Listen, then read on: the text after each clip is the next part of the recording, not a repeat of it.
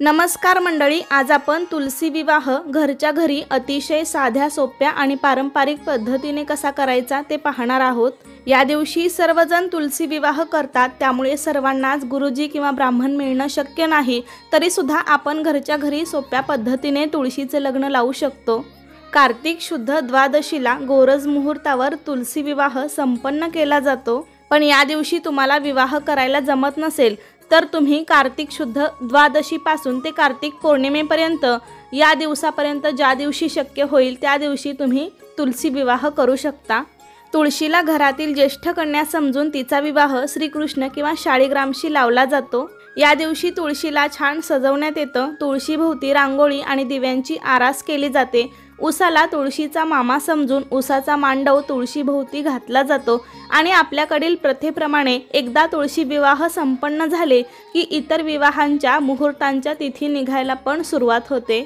तर यावर्षी बुधवार दिनांक 13 नोव्हेंबर 2024 रोजी तुलसी विवाहास प्रारंभ होत आहे। ते शुक्रवार दिनांक 15 नोव्हेंबर पौर्णिमेपर्यंत तुम्हाला ज्या दिवशी शक्य होईल त्या दिवशी तुलसी विवाह करू शकता। तुलसी विवाह केल्याने कन्यादानाचे पुण्य प्राप्त होते अशी मान्यता आहे। तसेच तुळशीचा विवाह केल्याने भगवान विष्णू आणि लक्ष्मी देखील प्रसन्न होतात। आपल्या वैवाहिक जीवनातील अडचणी दूर होतात। तर सर्वात आधी आपल्याला तुळशीची कुंडी एका ओल्या कपड्याने स्वच्छ करून घ्यायची आहे आणि तुळशीच्या आसपासची जागा पण आपल्याला स्वच्छ करून घ्यायची आहे।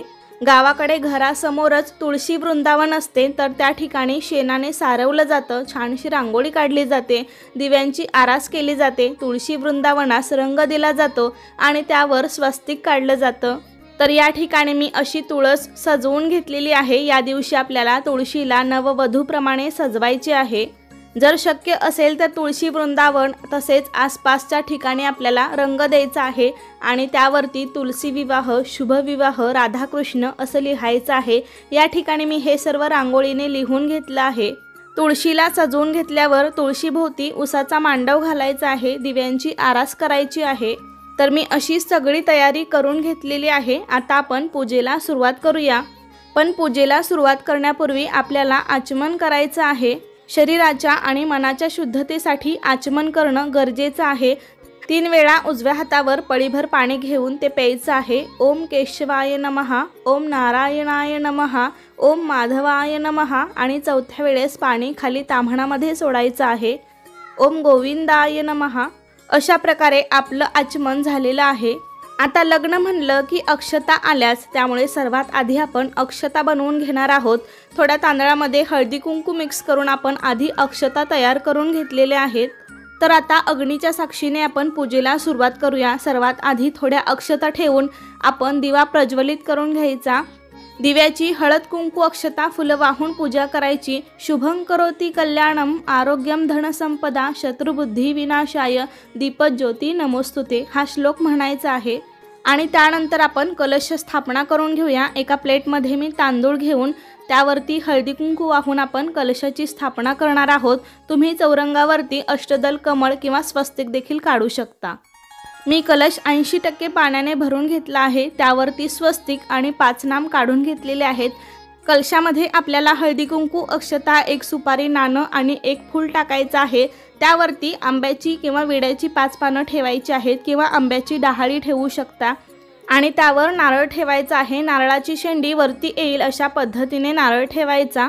त्यानंतर जोडविड्याच्या पानावरती थोड्या अक्षता ठेवून त्यावरती आपल्याला गणपती बाप्पांची स्थापना करायची आहे। पण त्यापूर्वी आपण गणेशाला स्वच्छ स्नान घालून घेणार आहोत। गणपतीला आपल्याला स्वच्छ पाण्याने पंचामृताने स्नान घालून घ्यायचं आहे। वक्रतुंड महाकाय सूर्यकोटी समप्रभ निर्विघ्नं कुरु मे देव सर्व कार्येषु सर्वदा श्री गणेशाय नमः। आणि पळीभर पाणी घेऊन त्यामध्ये हळदी कुंकू अक्षता फूल टाकून त्याने देखील स्नान घातलेले आहे। पुन्हा एकदा शुद्ध पाण्याने स्नान घालून मूर्ती स्वच्छ धुवून कोरडी करून आपल्याला विड्याच्या पानावरती स्थापन करायची आहे। तर अगदी तशाच पद्धतीने आपण बाळकृष्णाला देखील स्नान घालून घ्यायचे आहे। कृष्णाला देखील स्वच्छ पाण्याने पंचामृताने स्नान घालून घ्यायचं आहे। ओम श्री कृष्णाय नमः, ओम श्री कृष्णाय नमः।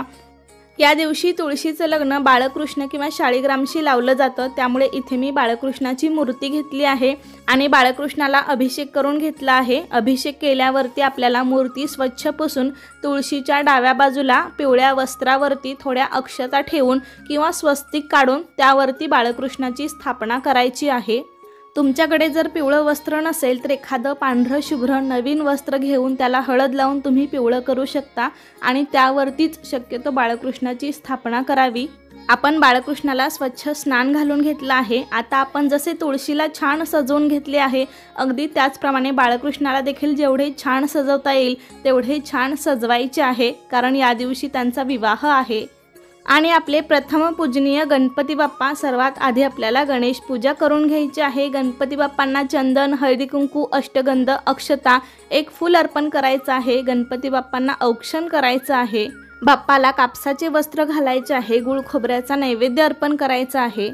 त्यानंतर आपण कलश पूजन करून घ्यायचे आहे। कलशाला देखील चंदन, हळदी कुंकू, अक्षता, फूल वाहायचं आहे, औक्षण करायचं आहे। त्याच पद्धतीने आपण श्री बाळकृष्णाची देखील विधिवत पूजा करून घ्यायची आहे। बाळकृष्णाला चंदन, हळदी कुंकू, अक्षता, शक्य असेल तर पिवळे फूल अर्पण करायचे आहे, कापसाचे वस्त्र अर्पण करायचे आहे, औक्षण करायचे आहे, मनोभावे नमस्कार करायचा आहे। आणि यानंतर आपण अशाच पद्धतीने तुळशीची देखील विधिवत पूजा करून घेणार आहोत। तुळशीमध्ये सुद्धा चमचाभर शुद्ध पाणी, चमचाभर पंचामृत आणि पुन्हा एक पळी पाण्यामध्ये हळदी कुंकू, अक्षता, फुलं टाकून हे पाणी तुळशीला वाहायचं आहे आणि पुन्हा तुळशीमध्ये शुद्ध पाणी टाकायचं आहे। याप्रमाणे आपण तुळशीला अभिषेक घालू शकतो किंवा फुलाने पण शुद्ध पाणी पंचामृत शिंपडलं तरी पण चालेल। त्यानंतर आपण तुळशीला जे काही सौभाग्यालंकार घेतले आहेत ते सर्व घालून घ्यायचं आहे। हिरव्या बांगड्या, हे सर्व साहित्य या दिवशी आपल्याला बाजारामध्ये सहज मिळून जाईल।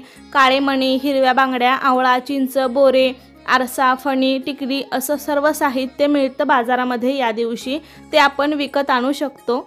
तर आपण तुळशीला बांगड्या आणि काळ्या मण्याची पोत घालून घ्यायची आहे आणि बाकीचे आवळा, चिंचा, बोरे जे काही साहित्य असेल ते आपण तुळशीच्या मुळाशी वाहून घ्यायचं आहे।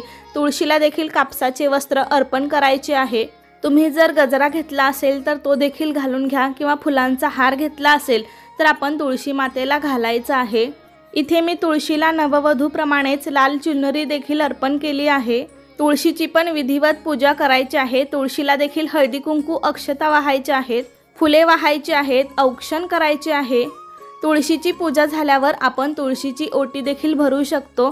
खणा नारळाने पण तुम्ही ओटी भरू शकता किंवा इथे मी ब्लाउज पीस घेऊन त्यावरती तांदूळ घेतले आहे आणि ओटीचं सर्व साहित्य, हळदी कुंकू आणि एक फूल घेतलं आहे। आपण याने तुळशीची ओटी भरायची आहे। ही ओटी तुळशीच्या मुळाशी लावून तुळशीमध्ये जागा असेल तर तिथे ठेवायची किंवा पुन्हा खाली ठेवली तरी पण चालेल। अशा प्रकारे तुळशीची विधिवत पूजा झालेली आहे।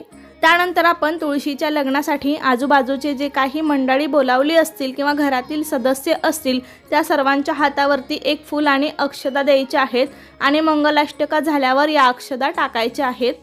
मंगलाष्टक म्हणताना पांढऱ्या शुभ्र रंगाचं एक कापड घ्यायचं नवीन आणि याच्या मधोमध कुंकवाने आपल्याला स्वस्तिक काढायचं आहे आणि हे कापड वधू आणि वर यांच्यामध्ये पकडायचं, याला अंतरपाठ म्हणतात। स्वस्ति श्री गणनायकं गजमुखं मोरेश्वरं सिद्धिदं बल्लाळो मुरुडं विनायकमहं चिंतामणि स्थेवरं लेण्याद्रिं गिरिजात्मकं सुरवरदं विघ्नेश्वरं ओझरं ग्रामे रांजनसंस्थितं गणपति कुर्यात सदा मंगलम। शुभमंगल सावधान, शुभलग्न सावधान। आपण 3, 5 किंवा 7 मंगलाष्टक म्हणायचे आहेत, पण व्हिडिओ फार मोठा होईल त्यामुळे मी एकच मंगलाष्टक म्हणलेली आहे। नंतर नैवेद्य दाखवायचा आहे। मी फळे आणि फराळ घेतला आहे नैवेद्यासाठी। तुम्ही या दिवशी एखादा गोडाचा पदार्थ पण बनवू शकता। आलेल्या व्यक्तींना प्रसाद देण्यासाठी आपण काहीतरी बनवायचं आहे। नैवेद्याभोवती 3 वेळा पाणी फिरवायचं. नैवेद्यम समर्पयामी, नैवेद्यम समर्पयामी. त्यानंतर सर्वांनी मिळून मनोभावे नमस्कार करायचा. आलेल्या सर्वांना प्रसाद द्यायचा. आपण पूजेमध्ये अत्तर लावायला विसरलो होतो, तर आपण अत्तर देखील लावून घ्यायचं आहे. मंगलाष्टका झाल्यावर तुम्ही जे काही वाद्ये वाजवण्यासाठी घेतली होती ती वाद्ये आपण वाजवायची आहेत. लगेचच मंगलाष्टक संपल्यावर, अक्षदा पडल्यावर किंवा मग फटाके फोडायचे आहेत. आणि सर्वात शेवटी आपल्याला आधी गणपती बाप्पांची आरती, नंतर तुळशी मातेची आरती करायची आहे. तुळशीची आरती मोबाईलवर यूट्यूबवर तुम्हाला सहज मिळून जाईल. तर अशा प्रकारे हा विवाह सोहळा इथे संपन्न होतो. या प्रकारे तुळशीचा विवाह भगवान विष्णूंच्या रूपात शाळीग्रामशी किंवा श्रीकृष्णाशी लावण्यात येतो. तर या प्रकारे यावर्षी तुम्ही पण तुमच्या तुळशीचा विवाह थाटामाटात साजरा करा. तर कसा वाटला तुम्हाला आजचा व्हिडिओ मला नक्की सांगा. आवडला असेल तर लाईक करा. जास्तीत जास्त लोकांपर्यंत हा व्हिडिओ शेअर करा आणि चॅनेलला सबस्क्राईब करायला विसरू नका. धन्यवाद.